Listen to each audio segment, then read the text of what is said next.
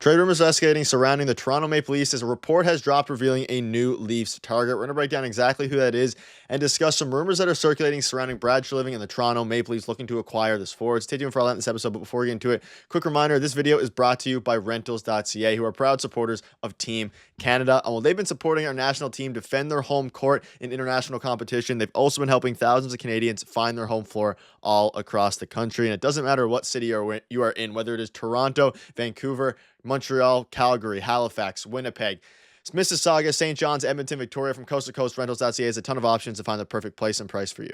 Their website is clean and easy to use, and you can pinpoint exactly on the map where you want to move, finding all the options in your area. Find your home court with Rentals.ca. Check the link in the pinned comment as well as the description down below. And thank you to Rentals.ca for supporting us, supporting Team Canada, and of course supporting you guys and finding the best rentals across the country. Now, Darius, the Leafs obviously are still looking for upgrades, specifically regarding the forward spot. They've been making a ton of different moves and they've been playing fairly well as of late, but they still have an obvious hole. And Fraser Minton came up. He was kind of manning that third line center spot. He's been looking very solid, but a new trade target has emerged for the Toronto Maple Leafs, and it is, as you can see right here, Brandon Saad. So according to Elliot Friedman, he says that the St. Louis Blues would like to move Brandon Saad. He has one more year left on his deal after this season and has a no trade clause, but is willing to consider other options. And per Puckpedia, the no trade clause becomes a 12-team no trade list on July 1st. So you'd like to think he would get moved before that. His current cap hit is $4.5 million. So it's an interesting player to discuss. Specifically, obviously, he's a left wing. He's 32. We kind of go into the win now mode that the Leafs are pursuing, but it's an interesting target, and rumors are circulating surrounding the Leafs here.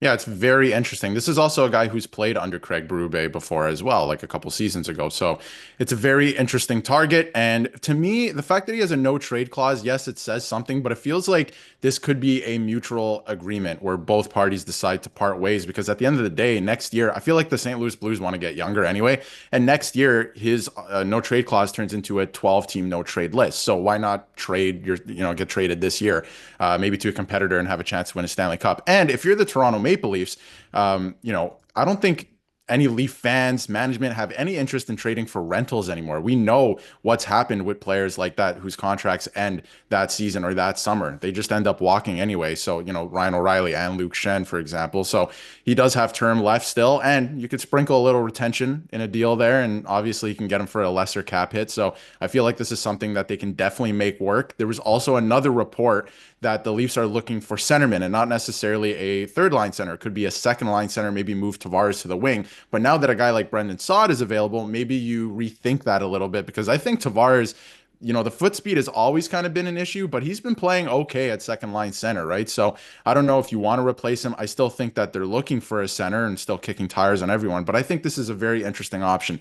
I've talked a lot about, during the summer, that the Leafs need to add guys who've been there, who've won the Stanley Cup, or at least gone farther in the playoffs. And this is a guy who's won 2 Stanley Cups. So it's a very interesting option. Yes, he's a little bit older, but his contract expires next year. Maybe you add a bit of a sweetener and you get him for a retained salary price. So I think if they want to make this work, they can. It just depends on if they want to pivot or not, because obviously it looks like they're still looking for a center. Yeah, we've seen, like you mentioned, rentals from every team. They really work out. Really, a tighter team is built in the offseason, which is what Brad Treliving is very good at. But inside, you have an extra year of control after this year, which kind of lines up with the primes of their players. Of course, you do have Tavares and Marner becoming pending UFAs, which is interesting. Of course, you can see here, you got to admit how funny it'd be for the Army to say, I got to trade Brandon Saad. He's declining extensive. On the same day, we know that the Blues acquired Cam Fowler, who was also an aging player. So an interesting one there, but it does make sense if they are shopping him, which according to Elliot Friedman, they are, for the Leafs to pursue him. And I'm curious to see what you all think about. We'll get into his stats here in a minute. But if you're unfamiliar with Brandon Saad and his familiarity with Craig Berube, he played under Berube for a few seasons. So I wonder if the Leafs are in on this. He would fit the mold of a big and strong winger that Treliving would covet, as well as he's 6'1", 215. He's really struggled this season, so St. Louis would have to retain to make it attractive to the Leafs. And again, it seems kind of be like the highlight of this season, at least the trade rumors, are the Leafs buying low on a lot of players, and they'd also be selling low on a player like Nick Robertson. I'll ask you now, what kind of package do you think, before we get into some of the stats here, would make sense for Brendan Saad, considering the fact that, like you can see, he's been very solid, a 40-point per game player, 40 point per season player. Sorry, 40 points per game would be magnificent there. But anyways, 40 points per season. You look at it, and this season he's been pretty bad, taking a big dip. He only has 10 points, not bad, still, but not what he's used to here. What kind of trade do you think would work out here? I think they could, like I mentioned, Nick Robertson could be an interesting piece here. But again, they'd probably want Brendan Saad to retain some salary.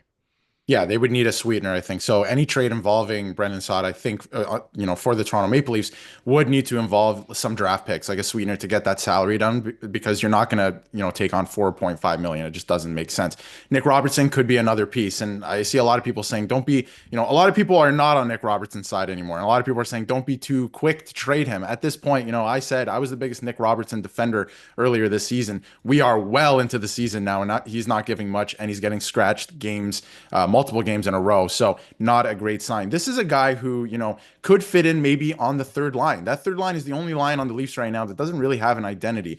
And yes, he is struggling, on St. Louis, but St. Louis is not a contending team, right? I wonder what he looks like on the Leafs. And I'd rather a guy like Brendan Saad, who's been there, knows how to win the Stanley Cup, knows how to play in the playoffs, is obviously not the biggest guy, but he plays hard, right? He plays heavy. I'd rather him on the third line than a guy like Pontus Holmberg, who we've seen on the third line at times this season. And Max Domi's not necessarily going either. So I wonder what he would look like on the Leafs. I'm not saying it's a perfect fit, but the fact that we know that maybe he's being shopped around, maybe you can get him for obviously a little bit of a better price just because he's struggling a little bit this year. But I think it would have to involve a draft pick with some retained salary. And then maybe you're looking at, St. Louis probably wants a younger guy like Nick Robertson, right? Which wouldn't be too bad. Nick Robertson, I still think he has a high ceiling and he might figure it out somewhere else, but doesn't seem like he's figuring it out so far this season. And I gave him a lot of runway. Nick, I was his biggest defender earlier this season. We're well into the season now. Maybe he's a part of a trade. Yeah, and let us know what would you do, or would you entertain it for the Leafs contract or trade,